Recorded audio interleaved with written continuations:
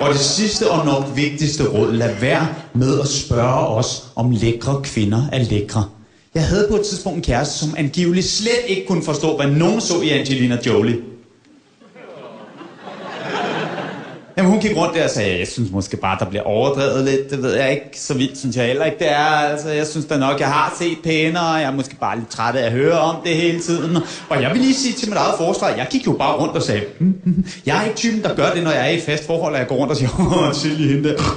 Jeg kan godt være diskret, jeg kan alle tricksene, hvis der går en lækker pige der. Så drejer jeg hovedet 30 grader i den her retning, øjnene 172 grader i den her retning. Scanner op og ned. Jeg kan multitaske. Jeg kan snakke om et skilt, der er derovre, selvom 99,99% af min opmærksomhed er herovre. Jeg kan godt være diskret. Men man ved jo bare på et tidspunkt, når hun er gået til et pas længe og underholdt sig selv med, at hun ikke forstår det der med Angelina Jolie. Så kommer den som et spørgsmål. Så pludselig kigger hun på mig og siger, synes du, hun er noget særligt? Og jeg tager desværre mig selv. Det er helt tøffelheltagtigt at stå og sige, det har jeg sgu ikke tænkt over.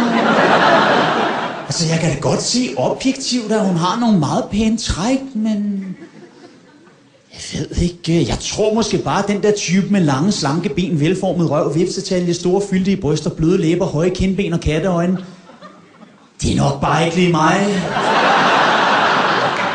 Vel, skat. Det er så dumt.